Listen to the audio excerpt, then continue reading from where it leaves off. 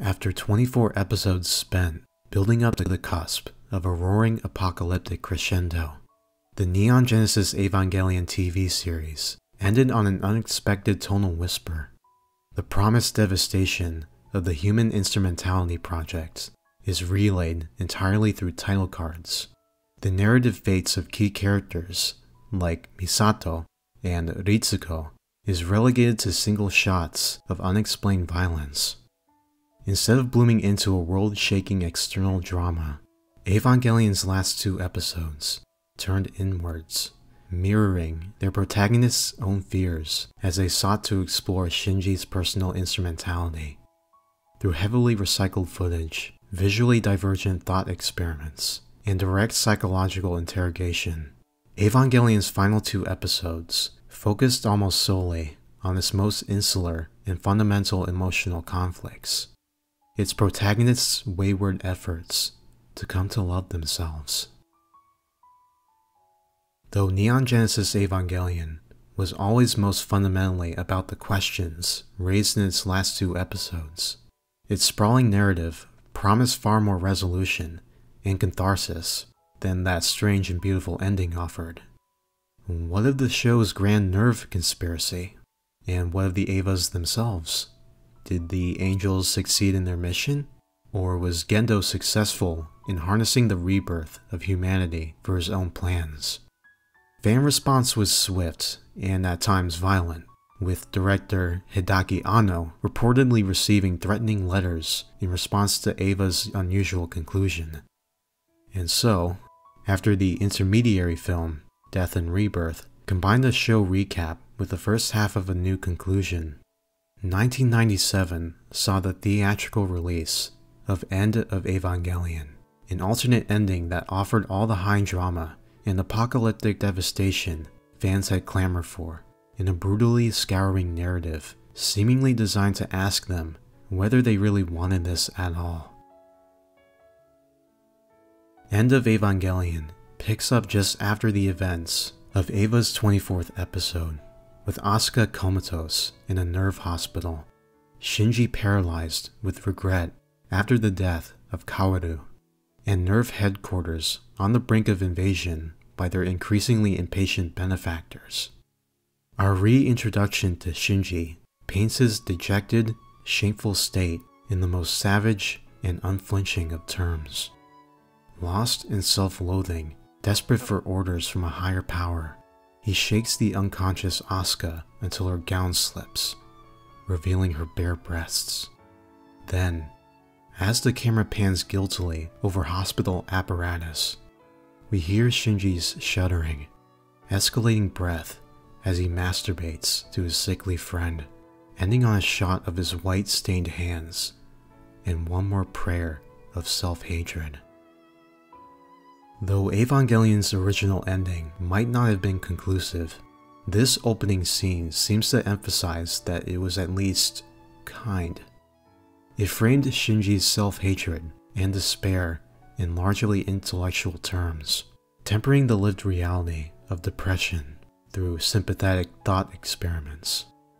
End of Evangelion's opening salvo rips off that veil, wallowing in the immediate, lived ugliness of Shinji's experience, as if Shinji himself is attempting to convince the audience he is unworthy of love.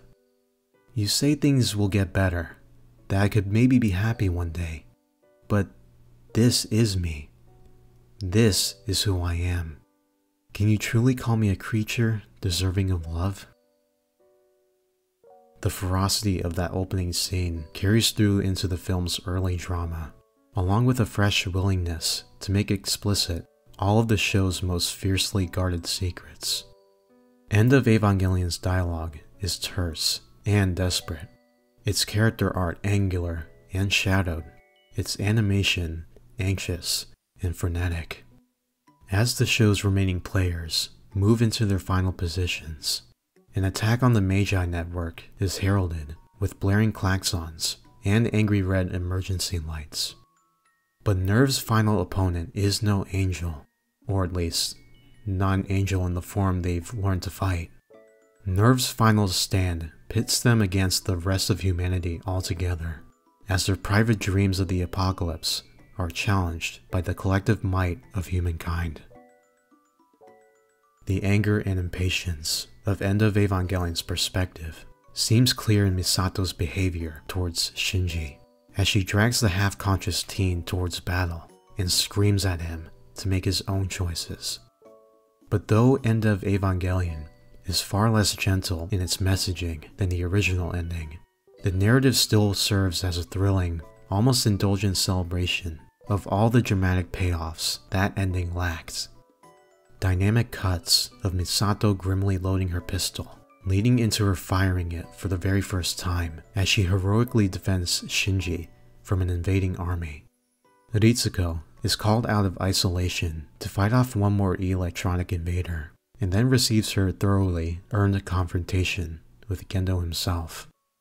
And Asuka, entombed in Unit 2, at the bottom of a lake, at least hears a voice answering her own pleas to live, a familiar tone woven into the seams of her great machine.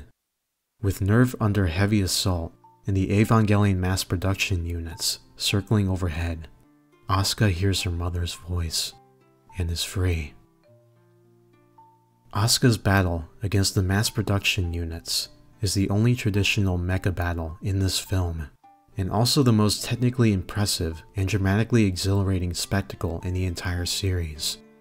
Animated in large part of Mitsuo Iso, an industry legend who also animated large parts of Ghost in the Shell's iconic climax. Her fight vividly conveys the terrible weight of these giant monsters and the unstoppable force of their bodies in motion. Use of urban scenery for scale and a strong emphasis on object weight has given Evangelion's battles a clear sense of physical consequence from the beginning, and Asuka's fight stands as a stunning fulfillment of that focus, as her confidence blooms and expertise rings in a soaring validation of her hard-fought sense of self.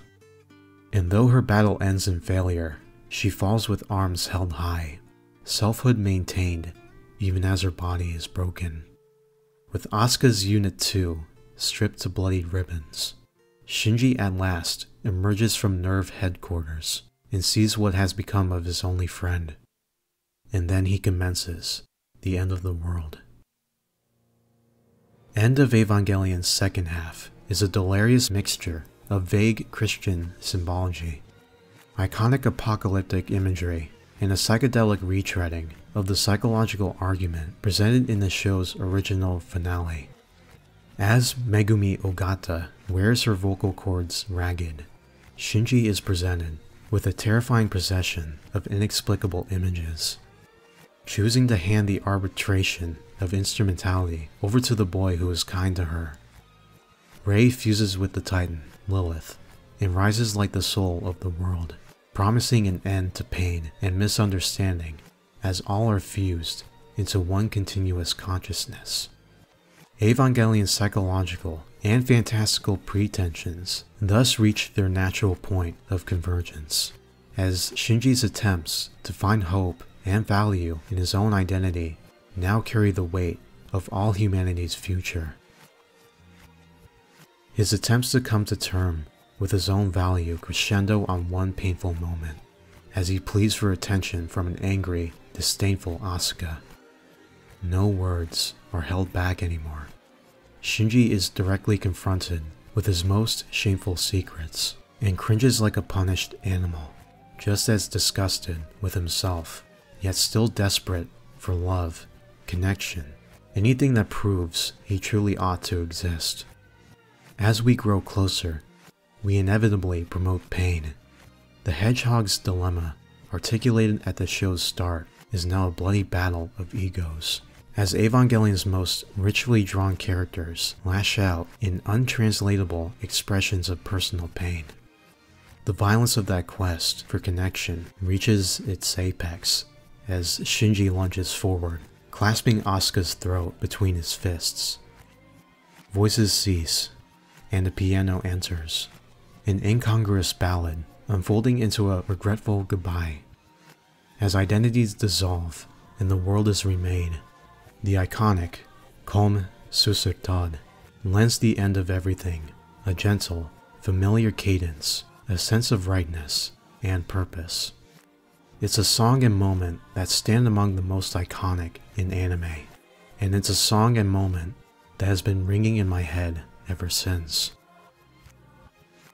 As a young and unhappy teenager, Evangelion's story of apocalyptic isolation spoke to me more clearly, resonantly, and honestly than any work of art ever had before. That moment's grand portrayal of the terrible pain of wanting to reach out to others felt like the most distinct possible encapsulation of my human experience. Long episodes of psychological interrogation all led up to that one crowning moment, that desperate stab at violent connection, as if to ask whether we might only truly connect by sharing and inflicting our personal pain, as if to wonder whether only our capacity for violence could prove we were ever here at all.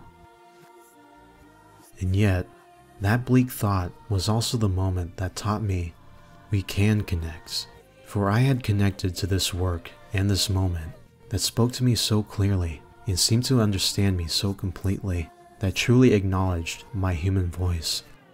Comme sur Todd's majestic entrance was when I first received an inkling of understanding as to what art would ultimately mean to me. The moment that set me on a path towards critiquing and celebrating art's ability to speak to us on a level more primal and human, less translated and more rawly true than overt speech could ever accomplish. Shinji's trials are his own, but Evangelion's fascination with our inability to truly understand each other is a universal theme, and Eva itself stands as a message of solidarity for those who most crave human connection, a poignant answer to its own fundamental question. As a story about emerging from the safety and assurance of childhood into the self-consciousness and fear of adulthood, it's no surprise that Anno's Evangelion would not end in a way that conventionally satisfied its audience. Eva wishes to challenge its audience, to force them to reconsider their complacency, their need for external validation.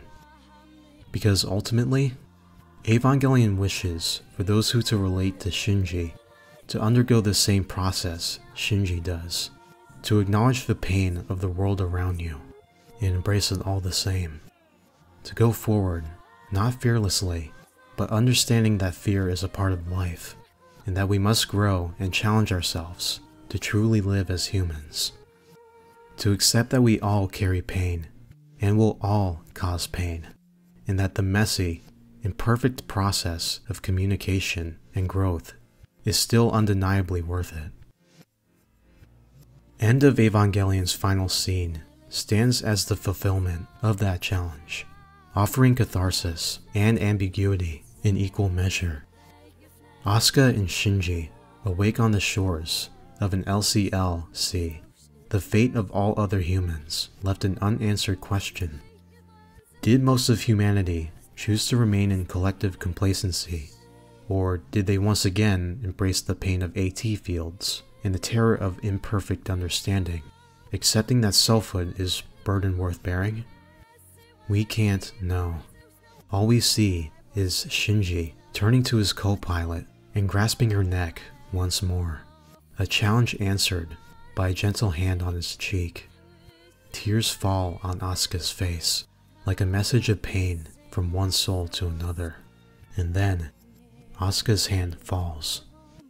Disgusting, she mutters, and the journey ends. It's left to the audience to decide what Shinji and Asuka's final actions mean, what feelings led them to that strange exchange of gestures. Our understanding of their motives is imperfect, just as our understanding of all others will always be an imperfect and partial communion.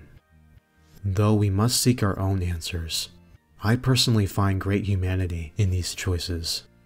They feel like a poignant reply to Shinji's earlier challenge, as his desperate cry of, "I will connect with others, even if I can only cause them pain," is answered with a gentle, caring touch. You could argue that Asuka's final declaration of disgusting means that none of it meant anything, and that none of these characters actually changed. But growing as a person does not demand abandoning your original sense of self. Asuka has always been the pilot too proud to overtly admit her feelings, who only reveals what she really means through inference, anger, and subtle conversational games. For Asuka, that soft caress feels like an incredible emotional concession, and the following, disgusting, merely a reaffirmation of her fundamental selfhood, the selfhood she's come to love, and which saved her from the nothingness of instrumentality's end. But that's only what that sequence means to me. The beauty of End of Evangelion is that it can mean many things to many people, that it answers copious narrative questions while still leaving many open doors. End of Evangelion offers its audience the same choice it offers its heroes, and ultimately, that choice is a reflection of its clear faith in our fundamental human nature. "I believe in you," says Evangelion, as it opens the door to a frightening, exhilarating adult world. You should believe in you, too.